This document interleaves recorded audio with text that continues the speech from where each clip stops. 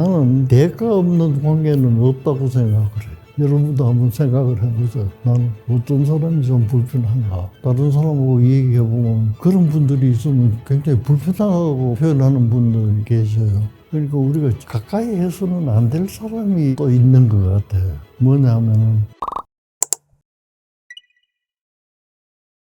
우리가 살다가 보면은 사람을 사귀는 방법도 참 다양해요. 사람의 성격이 다 다르다 보니까 자기가 좋아하는 사람도 따로 있어요. 그러니까 나는 어떤 사람하고 그러면 친해야 될까? 그건 고민할 것도 없어요. 자기 성격대로 하면 되는 거예요. 나는 예를 들면 산을 좋아하니까 산을 다니는 사람들하고 자주 다니고 그랬어요. 근데 이제 가까이 해서는 안 될 사람이 또 있는 것 같아요. 뭐냐 하면은 정직하지 않는 사람. 정직하지 않다는 것은 말을 이중으로 한다든지 행동을 달리 한다든지 나를 속이기 위해서 이용을 한다든지 그런 걸 다 합해가지고 정직하지 않다고 나는 생각을 합니다. 정직하면 뭐가 좋으냐 하면 믿음이 생기는 거예요, 서로.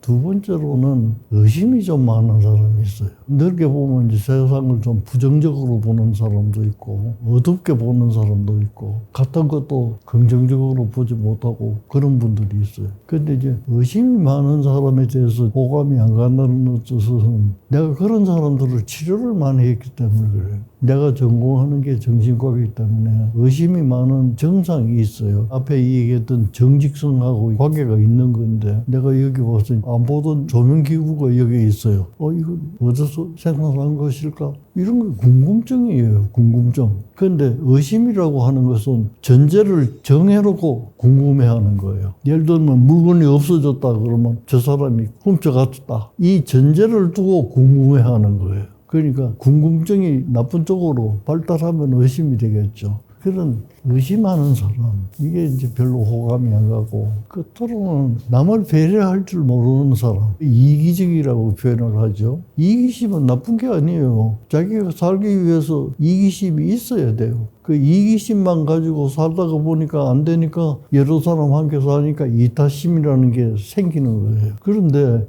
이타심으로 옮겨가지를 못하고 이기심에 고정되는 사람이 있어요. 그 쉬운 일로 자기밖에 모르는 사람이 있어요. 모든 게 자기중심적인 사람이 있어요. 그게 자기중심적이니까 남을 배려할 그게 없는 거예요. 어릴 때 이기심하고 노인이 돼서 갖는 이기심하고는 전혀 다른 거예요. 근데 내가 지금 남을 배려하지 않는 비호감이라고 한 뜻은 어린애 같은 이기심. 어린애는 이기심이 없이는 생존할 수가 없어요. 사람은 나서 자기가 살려고 나간 거지 죽으려고 나간 건 없어요. 그러니까 애가 말이지 다른 사람을 위해서 뭘 양보한다든지 그런 거 봤나요? 없어요. 뭐든지 내가 먼저거든. 이제 그게 생겨야 그 다음에 이타심이 생기는 거예요. 근데 이런 거는 각기 개인에 따라서 다 달라요. 자기 성격이 다르기 때문에 자기 성격대로 맞지 않는 분들이 있을 거예요. 이런 분들은 굳이 가깝게 하려고 애를 쓸 필요는 없을 것 같아요.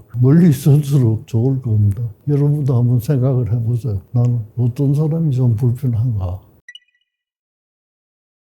어떤 사람을 보면 아무런 나한테서 가져갈 대가도 없는데도 불구하고 나한테 지나친 친절을 해주는 그런 분들이 있어요. 다른 사람하고 얘기해보면 그런 분들이 있으면 굉장히 불편하다고 표현하는 분들이 계셔요. 근데 그 얘기를 하기 전에 먼저 이해를 해야 될 거는 우리가 관계가 있어요. 혼자 사는 게 아니잖아요. 두 사람이 만나면은 어떤 관계가 있을 것 같아요. 대가라는 점에서 한번 생각을 해보세요. 나는 대가 없는 관계는 없다고 생각을 해요. 그럼 둘이 만났다. 무슨 대가냐? 내가 좋아하니까 저 사람도 나를 좋아한다. 가는 정, 오는 정이 있으니까 사귀는 거예요. 가는 정도 대가고 오는 정도 대가예요. 근데 이제 흔히 요새 대가 없는 뭐다. 이제 이런 방송에서도 많이 듣는데 그건 법률적으로 아마 그런가 봐요. 내가 목적적으로 저 사람으로부터 어떤 이득을 얻기 위해서 내가 이런 친절을 줬다. 이런다면 그건 이제 대가성이 있는 친절이 아니겠어요? 말하자면 이제 그런 것만 유독 추구하는 사람들이 있어요. 또 그런 직장들도 특히 이제 정치가 보면 많이 그런 것 같아요. 요새 방송에 보니까 돈봉투 사건 때문에 이제 난리가 있나 했는데, 돈봉투라는 게 뭐겠어요? 내가 이 돈봉투를 줄 테니까 나를 찍어달라. 그거 아니겠어요? 근데 증명하기에 달렸거든. 넌 찍어주는 거하고 돈 받는 거하고는 다르다고. 그러면 대가성이 없는 거지. 근데 이제 그런 것 가지고 다투는데, 내가 이제 심리적으로 이 얘기를 한다면은 돈봉투든 돈봉투가 아니든 선물을 많이 주든 적게 주든 이 모든 것은 대가성이 있는 거다. 그 얘기예요. 근데 이제 그걸 우리가 그렇게 구분하는 것은 그 대가성을 딱 목적으로 해서 접근하는 거하고 그런 게 아니라 그냥 친하니까 접근하는 거하고는 다르다. 이제 그걸 아마 강조하는 것 같아요. 그래서 나한테 이유 없이 이렇게 친절을 많이 베푼다는 것은 합리적인 의심을 하자면은 나한테 이만큼 해가지고 나한테 뭘 가져가려고 하는 걸까? 이제 이런 불안을 이제 가지시는 분들이 계시리라고 생각을 해요. 이제 그런 분은 불안해 하시지 말고 그런 큰 선물을 갖고 오시면은 나한테 이거 왜 그냥 와도 되는데 이렇게 질문을 하시면서 서로 소통을 해본다면은 나한테 많이 갖고 오는 선물이라든지 관심이라든지 이런 뜻을 내가 짐작할 수 있을 거라고 생각을 해요. 사람이 살다가 보면 우리가 주변에 대한 인식을 하지 않을 수 없어요. 자, 여러분 지금까지 살아오신 걸 한번 생각을 해보세요.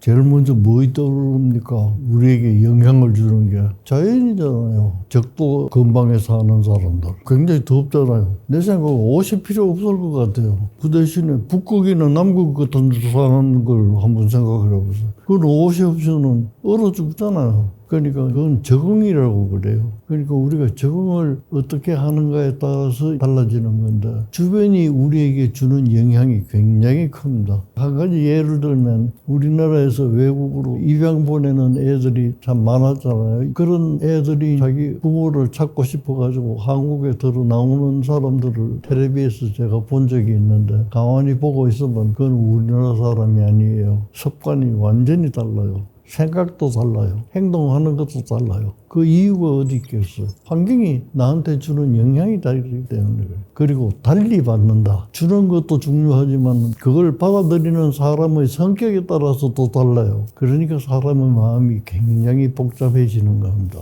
주변의 환경이 가급적이면 좋은 환경에서 자라면 열악한 환경에서 자라는 분들보다는 훨씬 적응하는 데 수월하리라고 생각을 합니다.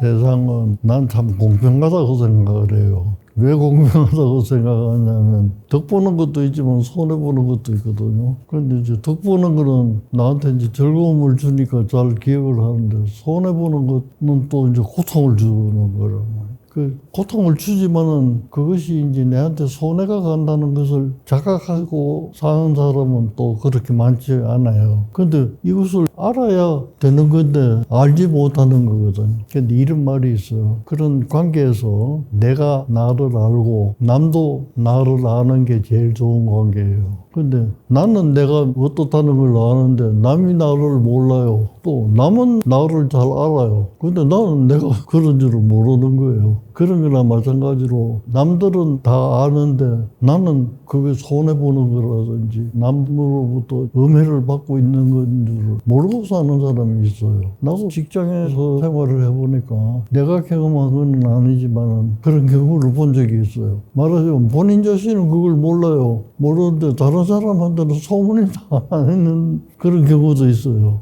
예를 들면 자기는 어떻게 했다는 걸 자기 혼자는 알아요. 잘 감추고 있기 때문에 다른 사람은 모르는 경우도 있고 그렇긴 하지만 제일 좀 허황한 거는 소문은 다 하나 있어요. 온 직원이 다 아는데 자기 혼자 그걸 몰라요. 그런 경우도 있는데 이제 그거는 자기가 알아야 될 것 같아요. 어떤 경우든지 알아야 되는데 모르는 이유는 난 두 가지라고 생각해요. 자기가 알면서도 그걸 감추기 위해서 그런 거고 다른 하나는 정말로 몰라서 그런 거고 그래요. 정말로 몰라서 그런 거는 대인관계에 문제가 있는 거예요. 그런 걸 자기가 한번 성찰을 해보셔야 돼요. 내가 내 삶을 내가 사는 건데 다른 사람한테 그렇게 보이고 말이지. 나는 너희들이 뭐 어떻게 생각해도 좋으니까 난 내 대로 산다. 그렇게 독불장군으로 살 수 있는 것도 아니잖아요. 그런 오해가 있어서도 안 될 거고 그러기 때문에 내가 갖고 있는 것은 정직하게 다른 사람도 그만큼 인정해주면 그게 얼마나 좋겠어요.